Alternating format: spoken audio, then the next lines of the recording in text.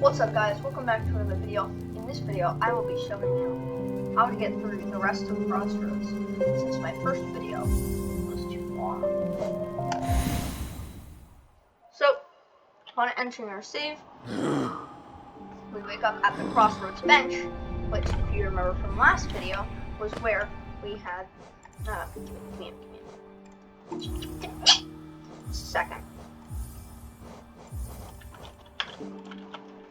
So these are my current controls, by the way, if you want to know. And I do use a keyboard. I mean right now. But anyways, we wake up at the Crossroads bench because we stopped there. We rested here before we went down to fight the boss, Bruh's mother. We move on from this point. We are in Crossroads, this room, which we haven't explored upwards yet. Today I'm going to show you what important things are here. So, heading left, you find this guy. He's a baddie. He wants to kill us. I don't want him to kill us. So I'm gonna smack him and continue on our way.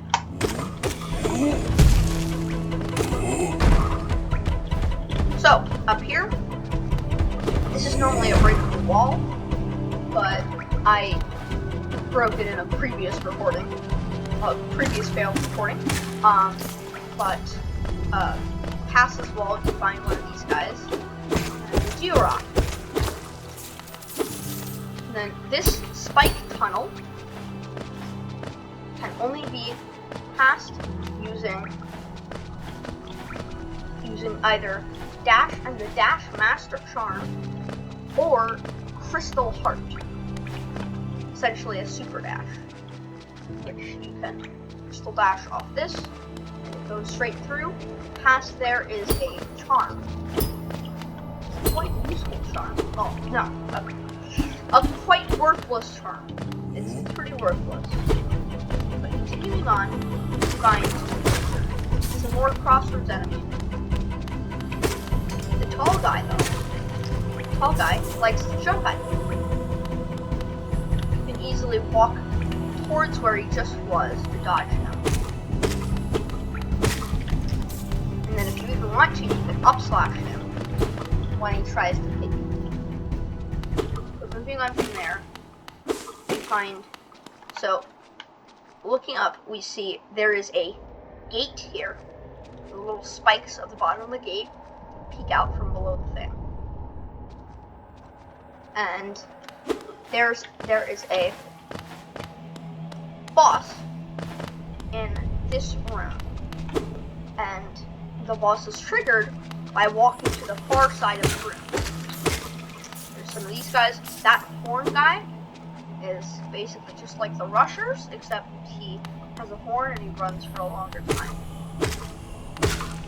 So upon reaching the end here, this triggers a fault line fight. First he does some jumps. Now, I'm just gonna dodge his attacks. You guys can watch these in action. The attacks are pretty simple. He's already showcased all of them, at least for the first phase, which is all you guys really need to worry about this stuff. Stagger him. Once you deal enough hits, he staggers and his head pops out. You can use this time to heal by attacking behind, which resets the cooldown of him waking up, allowing you to hit him and heal. And hit him and heal. Of course, only if you're low. Once you've done all your healing, you can smack him a total of 8 times. Then he wakes up, goes to the center of the arena, and falls in the sky. And now, from this point on, only during the third round. Oh, well, apparently never mind. The attack resets his shockwave. Also, deals some falling projectile damage. But other than that, that's it for phase 2. And then he's one final phase where he does this again, except more falling blocks. And then, see how the floor is cracking? And now on every attack, there are falling. Stagger him one final time.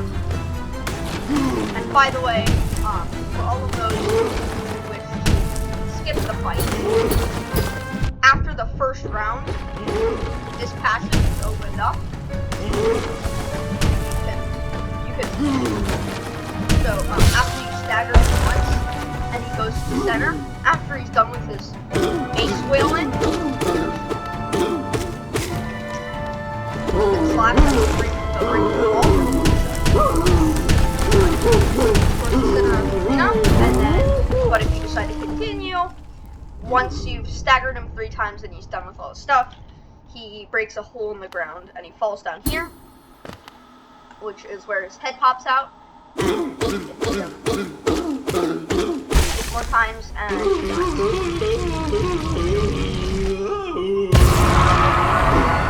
upon killing him, he drops an item, City Crest, which is useful later for entering into a later place in the game. You get a reward from killing him, only from killing him. If you skip the fight, you don't get the reward, and if you ever come back to that fight, which you have to, you can't skip the fight. But the reward for killing him is 200 Geo.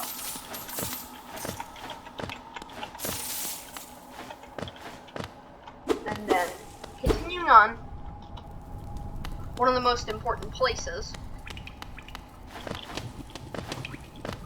is this place. It seems pretty weird at first, but you get used to it. And if you decide to enter this place, or this room, we're now inside the Ancestral Mound. Bench if you want, but it auto benches you. And then you meet the Snail Shaman. I'm not gonna go over what his main thing is, but after he's done talking to you, he summons this, and if you talk to him again, he tells you it'll be fine, and you'll be okay. You will be okay, and it's actually a super helpful thing. So I'm gonna, I'm gonna step there right now, and I absorb some soul type stuff, and we've now consumed the Vengeful Spearman. It's a spell which uses soul, and we are familiar with soul. By striking enemies, you gain soul. By the way, fun fact, whenever you pick up a spell, it refreshes your soul all the way up to the top. So it shows us here, tap E, the Vengeful Spirit. It's pretty powerful, but I'm going to collect some soul, and you'll know why in just a second. Once so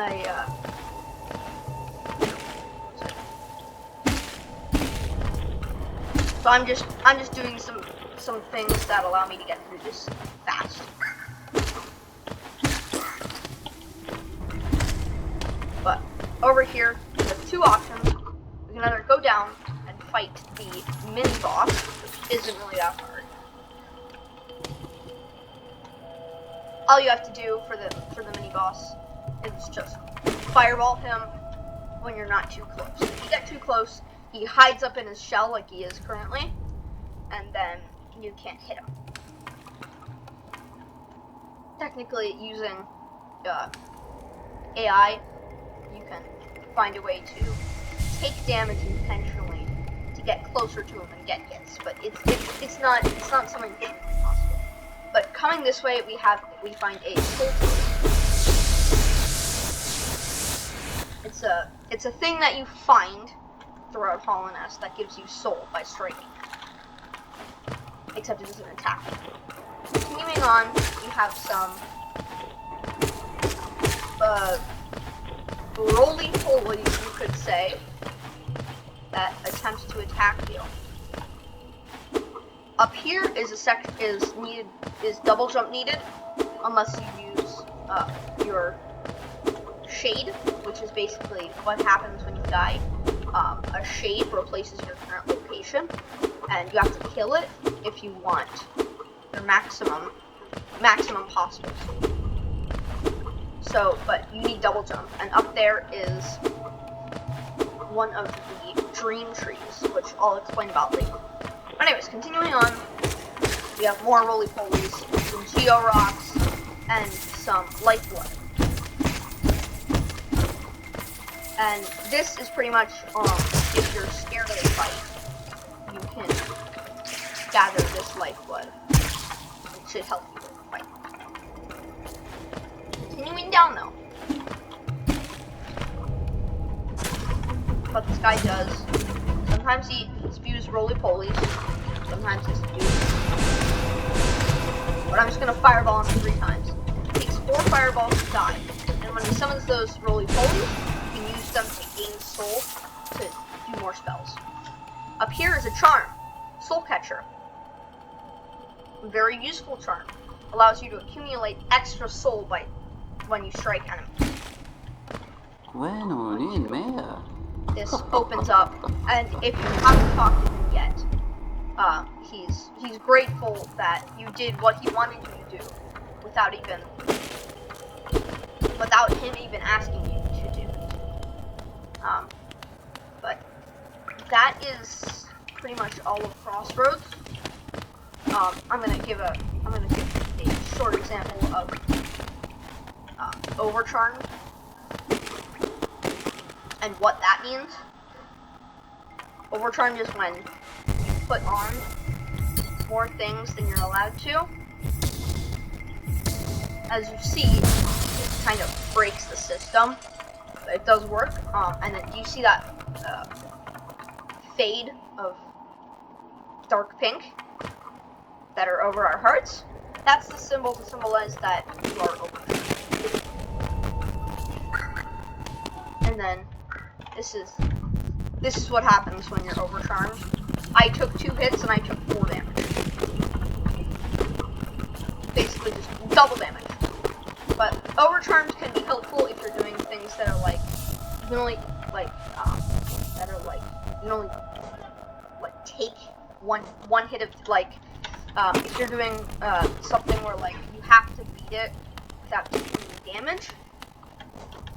Overcharms can be helpful with that. As in the main meaning is that if you can't take damage, taking double damage won't do it any worse. Which is why people overcharm. But then this lever opens up leading back here, and after seeing Cornifer's little pair of eyeglasses, when you see that, it means that Cornifer has already left that area, and you can then buy the map in Forgotten.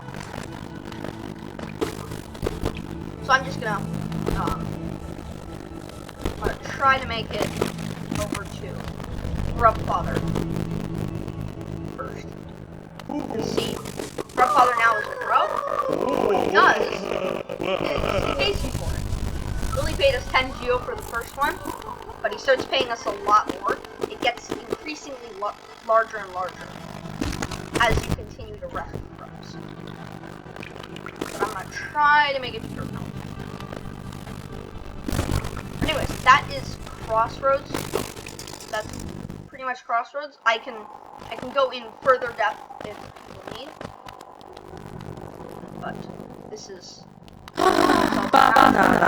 Zelda. He sells you a bunch of useful things. Wayward Compass is another charm. There's a quill and there are a bunch of different things. But I have to end the video. So, thank you for watching, and I'll see you guys in the next one. Peace.